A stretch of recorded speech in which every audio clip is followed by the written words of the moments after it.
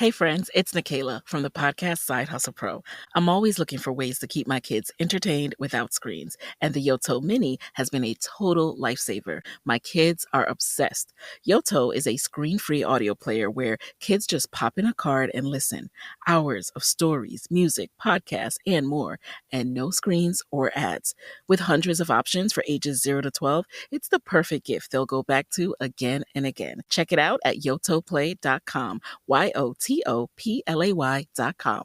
Monday Sidekick, the AI agent that knows you and your business, thinks ahead and takes action. Ask it anything. Seriously. Monday Sidekick, AI you'll love to use. Start a free trial today on monday.com.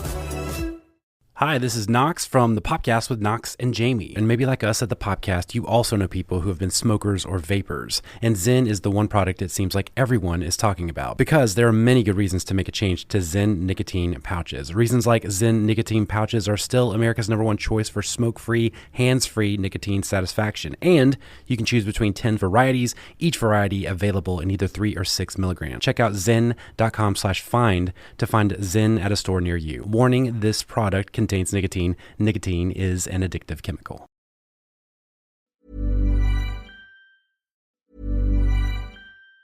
Hey friends, it's Nikayla from the podcast Side Hustle Pro. I'm always looking for ways to keep my kids entertained without screens, and the Yoto Mini has been a total lifesaver. My kids are obsessed. Yoto is a screen-free audio player where kids just pop in a card and listen. Hours of stories, music, podcasts, and more, and no screens or ads.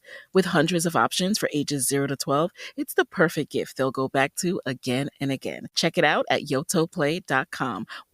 YOTOPLAY.com.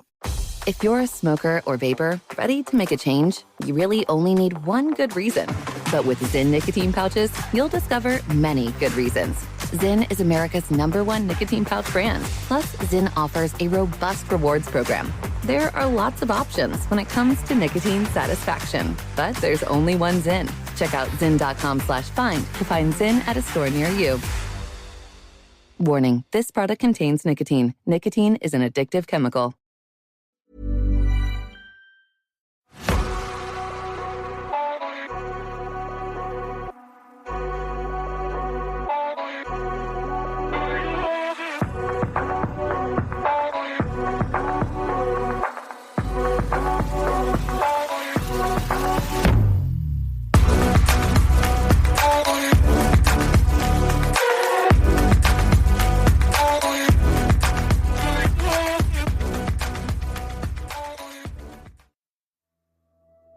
Hello, I'm Sarah, and welcome to day 17 of 31 days of Halloween. I've got 3 spooky stories to share today. Just a quick heads up, this one isn't necessarily paranormal, but it is quite freaky. And it does involve death. So if you've got little ones, you may want to listen to it first before they do. It's nothing explicit, as always. I'll get straight into them. Are you ready? For the first story. True EMS horror story. I worked as a dispatcher for a pretty small ambulance station near a fairly large city in the middle of the US. I don't know how specific I can be since this is a true story, and I'm going to tell one of the craziest stories I have from this job. We had a patient who we'll call Susan. She was a dialysis patient, and one of the services we offered was to take very unwell or disabled patients to and from these dialysis appointments. She lived with her son, who we'll call David. He was in his late 40s, and his mother, Susan, in her late 70s or so. Every week, like clockwork, we would have a unit bring Susan to and from her dialysis treatments 3 times a week. Everyone knew her at the station because we had been doing this for quite some time with Susan.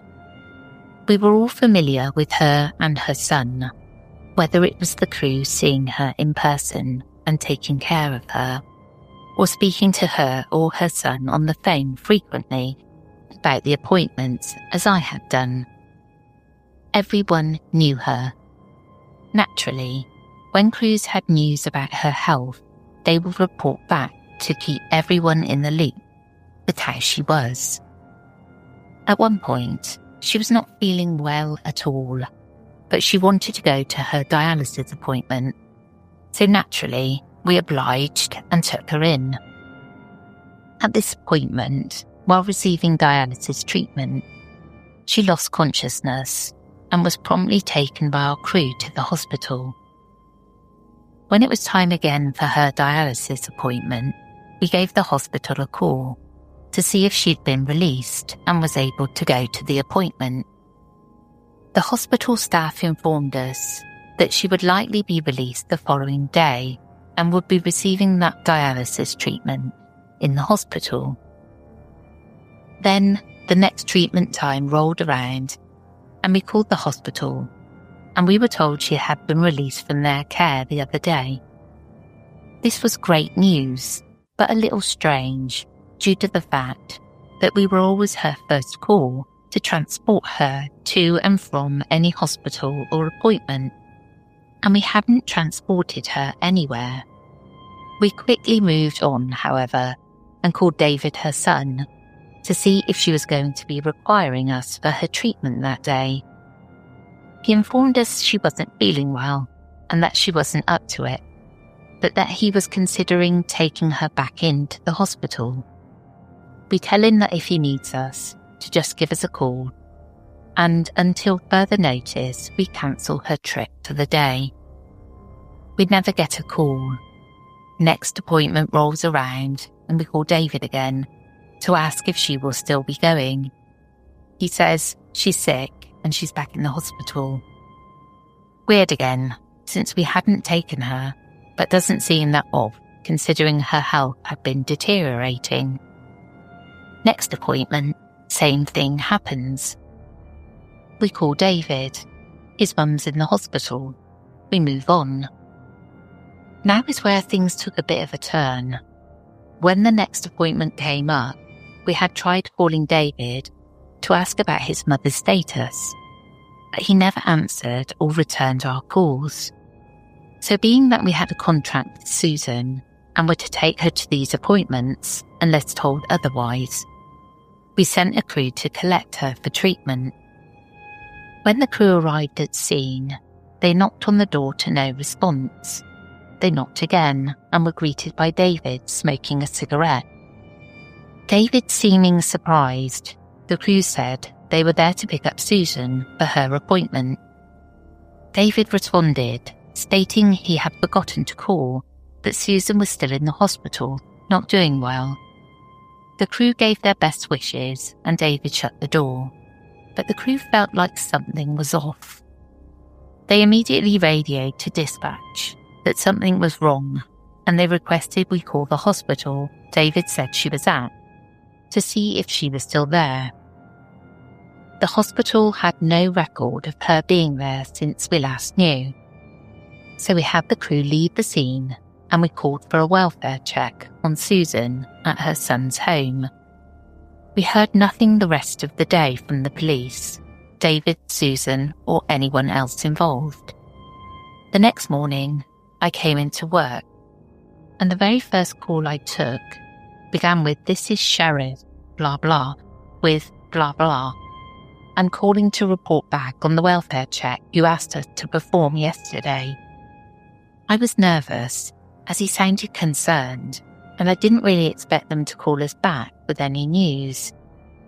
He proceeded to let me know that upon arrival to the home, they spoke with David, who was adamant his mother didn't feel well, but that she was home from the hospital. The police asked to just check on Susan to make sure she was all right, and eventually David obliged, letting the police in.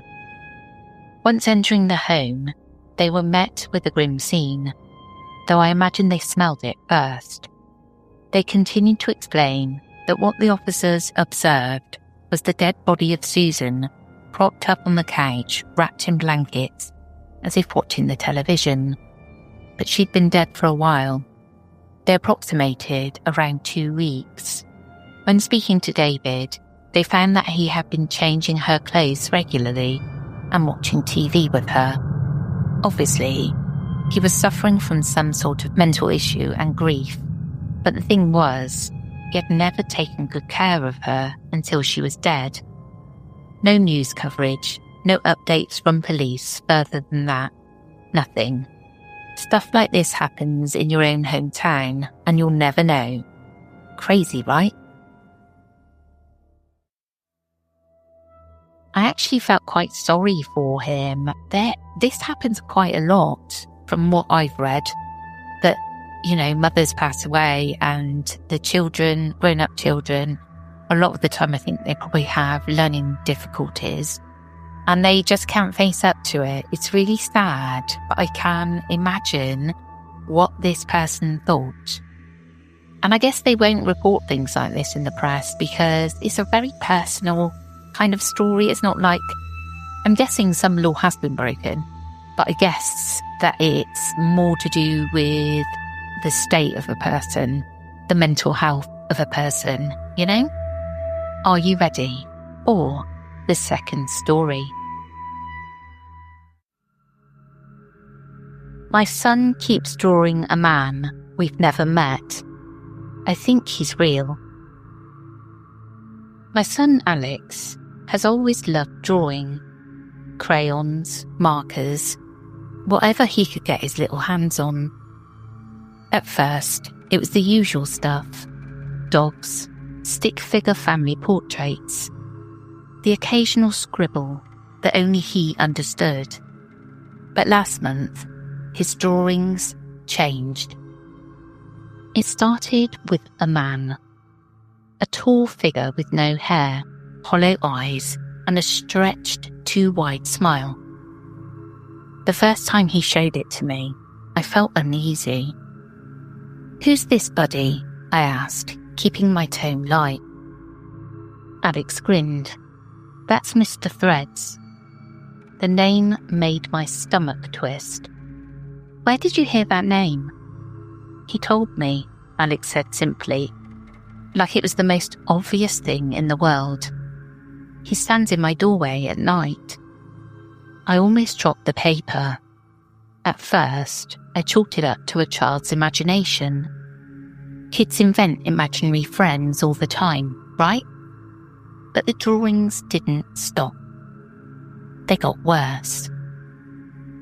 Every day, Alex bought me a new picture of Mr. Threads. The same elongated smile, the same hollow eyes. And every time, Mr. Threads got closer. One drawing showed him at the end of the hallway, another in the living room, then standing behind me. The night I found a picture of Mr. Threads standing next to Alex's bed, I didn't sleep. Last night, I heard something. It was past midnight, and I was getting a glass of water when I heard Alex talking in his room. Soft, hushed whispers. I pressed my ear to the door. "But you don't have to be mad," Alex was saying. "I told her about you. She believes me now." A long silence. Then, in the quietest voice I have ever heard my son use, "Okay, I'll tell her." I burst through the door. Alex was sitting up in bed, staring at the open closet. "Who were you talking to?" I demanded. He blinked, like I'd just woken him up. "Mr. Threads says you should sleep with the door open tonight." My stomach dropped. "Why?" Alex's lower lip trembled. "So he can come in." I slept with the door locked. This morning, Alex wouldn't look at me. He just kept scribbling furiously, his crayon scratching against the paper. When I finally coaxed it out of his hands, my breath caught in my throat. It was me, sleeping, and behind me, looming over the bed, Mr. Threads. I grabbed my son's shoulders. Alex, tell me the truth. Have you actually seen him? He didn't speak, just gave a tiny, reluctant nod. His little hand grabbed the fabric of his pyjama pants, and he bit his lower lip. I tried to steady my breathing. When? Every night, he whispered. I thought I might be sick. What does he do? Alex hesitated, then pressed his hands over his eyes. He watches, but he doesn't have eyes, so sometimes he borrows them. A sharp chill ran down my spine. What do you mean, borrows them? Alex shuddered. Sometimes I wake up and everything is blurry, and my eyes hurt. His voice wavered. That's when I know he's using them. My hands started shaking. I ran to the bathroom, flipped the light switch, and studied my son's face. His pupils were dilated, like he'd been staring into pure darkness for hours. I turned his head gently to the side, checking under his eyes. Dark circles so deep they looked bruised. We're leaving, I said, my voice barely above a whisper. That night, I kept every light on in the house. I let Alex sleep in my bed, keeping him tucked close to me, his small fingers gripping my sleeve, like he was afraid I'd disappear if he let go. I didn't blame him. I felt the same way. Sleep didn't come easy. Every shadow in the room felt like it was stretching toward us, reaching. I kept reminding myself that it was just in my head, just my own paranoia, turning shapes into monsters. Then, at 3:07 a.m, Alex gasped awake. I bolted upright. What is it? He trembled violently, clutching at his face. Mum, my eyes, I can't see. I grabbed his shoulders. It's okay, I'm here, you're safe. But even as I said it, I saw the shift in the room. The light flickered just once, then again, and the temperature dropped. I turned slowly toward the bedroom door. It was open. A long shadow stretched across the floor. Alex sobbed into my chest, his tiny fingers curling into fists. He's here, he whimpered. I didn't look. I couldn't. Instead, I pulled Alex into my arms, stood up, and backed toward the farthest corner of the room. My heart slammed against my ribs, every instinct screaming at me to run. But I didn't know where to go. Then the whisper came. You see me now? I snapped my eyes shut. It was right there, I could feel it.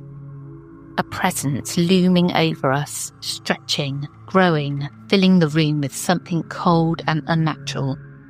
My breath came in shallow, rapid gasps. I felt something graze my cheek. I ran. I don't remember getting to the car. I barely remember buckling Alex in, my hands fumbling as I tried to still my shaking fingers. All I remember is driving, tearing down the street at 3:15 in the morning, refusing to look in the rearview mirror. Alex sobbed quietly in the back seat. He knows where we're going. I didn't respond. I just kept driving. That was 3 days ago. We're at my sister's house now, staying in her guest room. Alex hasn't drawn anything since we left. He still wakes up in the middle of the night though, gasping, clutching at his face, shaking uncontrollably. I don't know what to do. I don't know if running was enough. Because last night, I woke up to Alex standing by the window, his hands pressed to the glass. He's outside, he whispered. He wants to come in.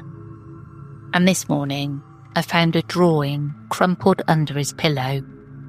A sketch of my sister's house, with Mr. Threads standing at the front door. Oh, I loved this. Very, very creepy, Mr. Threads borrowing your eyeballs. No. Don't ever come near my bedroom, mate, because I'll have you. Or I'll get Toby on you. I thought it was a great story, really well written and spooky. Are you ready for the third and final story? The Ghost of Lou Gehrig. Hey guys, this is my first post here. This story is not all that exciting, but the ghost of Lou Gehrig haunts the bay behind my parents' house, and I used to see him all the time pre-COVID. So this story needs a little background to paint the full picture. So for those of you who don't know, Lou Gehrig was a Hall of Fame baseball player who played for the Yankees for 17 seasons. He's also the guy who died from and is the namesake of Lou Gehrig's disease. So Lou was an adamant fisherman and moved to our town and would spend his free time fishing in our bay, over where you can catch some pretty big striper and bluefish.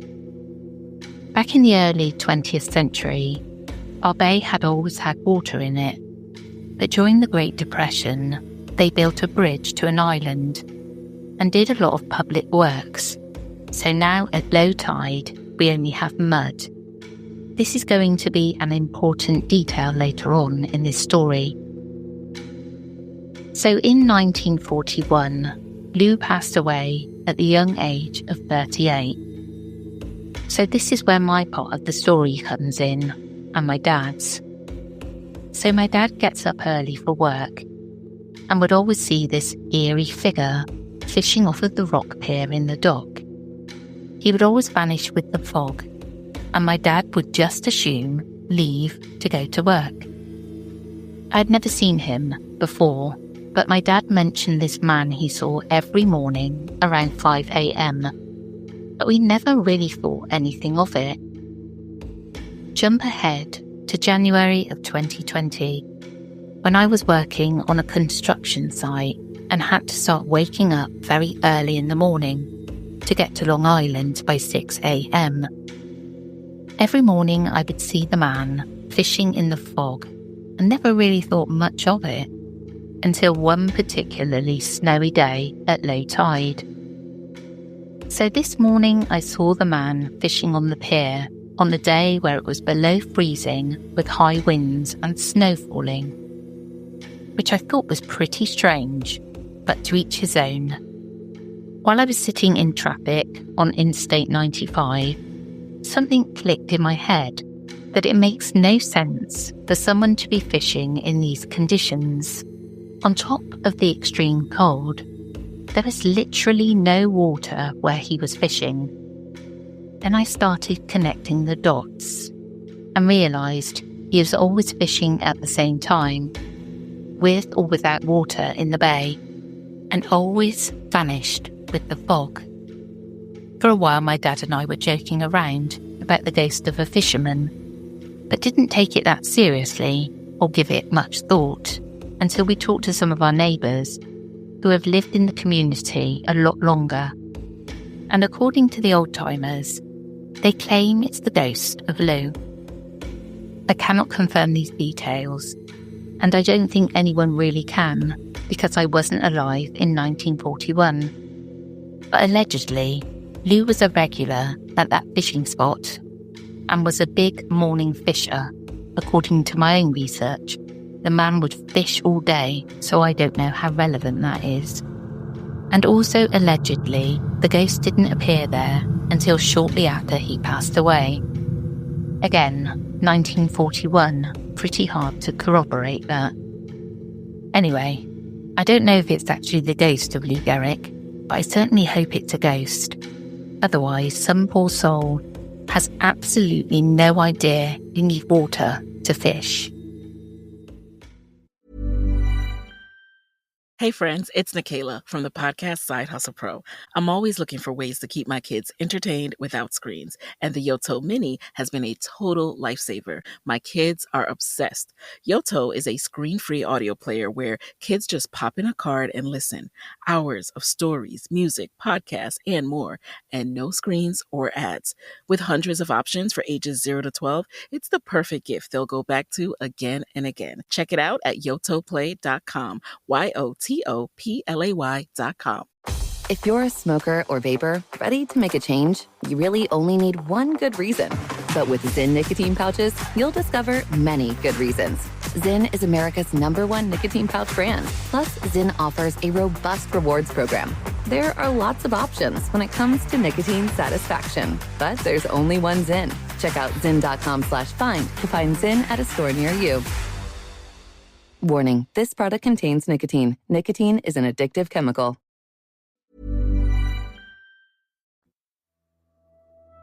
This is great. I really want the fisherman to be a ghost as well. And I do believe it is a ghost because you can't fish in mud.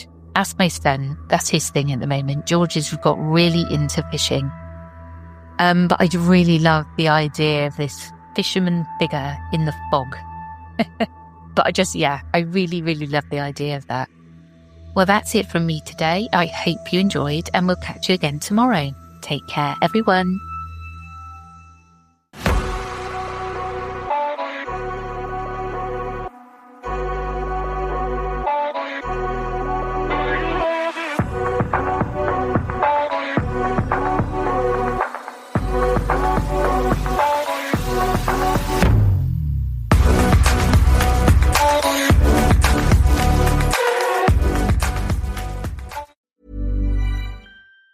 Hey friends, it's Nikayla from the podcast Side Hustle Pro.